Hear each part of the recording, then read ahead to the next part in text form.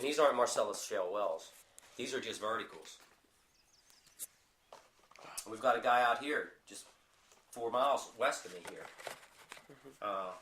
He's lost cattle. He works for Range Resources. But I've heard it from other farmers. And I was just talking to a gentleman who's a contractor that works for Range. He called me from Uniontown. His wife used to paint these tanks. These condensate tanks. Her memory's gone. And she's gotten deathly sick working around these tanks. Painting them. But they didn't know any better. He's asking me today, he calls me today, asking me, do you know what's coming out of these tanks? I said, yeah, neurotoxins. I said, everything that's coming out of the hole. I said, neurotoxins, carcinogens. I said, you could be smelling benzene, toluene, hexane. You could be breathing everything that they're sticking in the hole. And I said, they're exempt from the right to know. They don't have to tell you what you're working with. I said, they don't have to tell any of their employees. I said, that's what's wrong about this. I said, the first thing, and I stress this to everybody, if this is safe and benign, why would you have all the exemptions in place from clean air, clean water, safe drinking water, the right to know, and the Superfund Act? And the Superfund Act is hazardous cleanup. Because the industry knows it's not a benign process. They know they don't want any liabilities. The liabilities left upon the landowner and the community. And guess what? Prove it. That's their famous saying, prove it. And then they retain all these large law firms, the biggest firms in the area, put them on retainer. It's criminal. The whole thing is criminal. And the way I've been handled with the attorneys, the attorneys that I've dealt with should be disbarred. And I know a number of people around here, the attorneys have lied to them. Because it's all corruption. Everyone's getting paid. There's absolutely no question about what's going on. And the industry even had meetings, had a seminar for the attorneys back in 2008. And I found that out through my current attorney. What kind of things have you heard from the attorneys? Well, first of all, what they did to me here, everyone wanted me to settle. You got to settle. You got to settle. You don't have a smoking gun. They're a big 900-pound gorilla. You'll never beat them. One attorney said, well, your property's polluted. Well, how do you know it's polluted? Did you have it tested? Well, you said it's polluted. I said, well, who am I? I'm just a common layman. But you want me to settle. Why would they keep stressing for me to settle? That's an interesting point. And you didn't settle. No, and I'm not going. I want to fight this all the way. Because I called this. Once I saw what was happening, because I worked in the business, I'm not an expert at it, but I knew enough to understand what these guys were doing was wrong. Something was wrong. And when you call the DEP, and the DEP does nothing for you, and I couldn't figure that out either, because I thought they were regulated. I didn't know they weren't regulated. I didn't find out until May of 2008 that they were exempt from everything. And once I found out about those exemptions, I found that out through Damascus Citizens. And when I found that out, I'm like, the whole puzzle came together, because they drilled here 05, 06, 07. And what's Damascus Citizens? Damascus Citizens is a group that is out in eastern Pennsylvania, up in Wayne County, and they live along the Delaware River, a lot of these people, and some of these people are from New York City.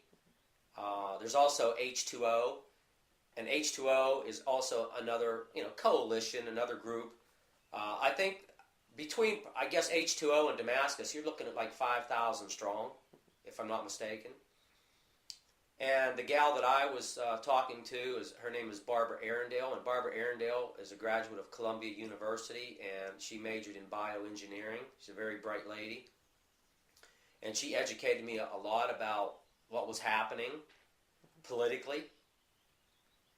So, that Halliburton lobbied Washington, D.C. in 2005 and spent $70 million lobbying to get these exemptions put through, because it was Cheney and Bush, which, as far as I'm concerned, they both should be held for criminal charges for what they've done to this country and to the people. Because I will guarantee you they have killed people. People have died from this, and they don't know why.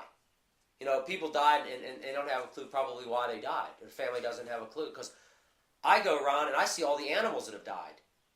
Well, if the animals are dying, the cattle are dying, dogs are dying, horses are dying, do you think people haven't died from this? And the doctors don't know what to look for. Hospitals were unaware of this. This thing was so sinister, the way they organized it in D.C. That's why you didn't see anything. You didn't see Cheney. Cheney was behind the scenes doing his dirty deeds. That's exactly what was happening. So, but anyway, let's get this. Okay, let me ask you about your dealings with the DEP. They've been out here? Oh, yes. The DEP, the first individual I dealt with from the DEP, excuse me, I've said when I was interviewed and they put it on the internet, I said you could have a better conversation talking to a tree. This guy was so ignorant, it was pathetic. And when was this? This would have been back in '06. And I found out later, in and around, '07? No, I found out in '07. I didn't find out in '06. I found out in '07 that he was a convicted murderer. He shot and killed his mom and dad, or his dad and aunt, whatever, chopped them up and buried them, went to prison and got out of prison, and then he went to work for the DEP. And who told me that was his replacement of the DEP. Because this guy died. He had a heart attack and died. And his replacement said, I shouldn't tell you this. He said, but do you know the history of so-and-so? And I said, yes. Or I said, no, rather. I said, no, I don't. I said, what history? And he said, his alias is Hatchet Jack. And I said, what? And he proceeded to tell me. And he said, we couldn't figure out why the DEP would hire somebody like that to work with the public. I said, precisely. I said, in talking to him, I said, he was as ignorant as can be. I said, I can never get through to this guy. I said, I have problems here, left and right, and he's not doing anything. Well, I wanted my pond, when they contaminated my pond in '06, when it was visible that it killed all the vegetation and the water changed color. The water was beautiful green. It turned a dark color, like it turned blackish. Then it settled out, and then it turned into a copper color, rust color, and all the vegetation died. And to this day, which is May of 2010, that vegetation hasn't come back.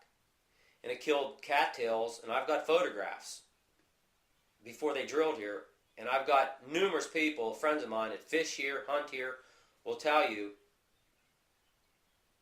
it changed.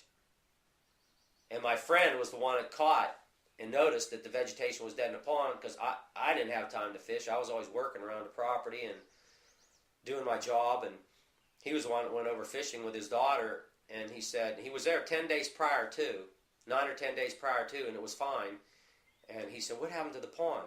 He came over to the garage because I was working on a piece of equipment, and he said, all the vegetation's dead. I said, what? So then we went down, and then that's when I called Range Resources, and then I called the DEP.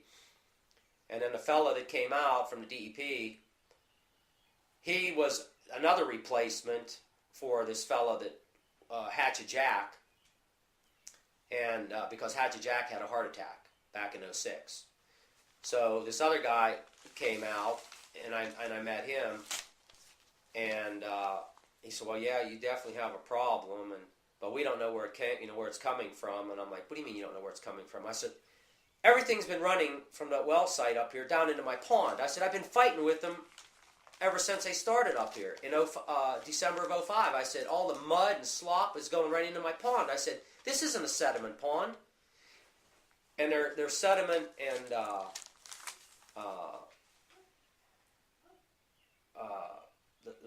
their erosion and sediment control plan is a joke. They didn't have one.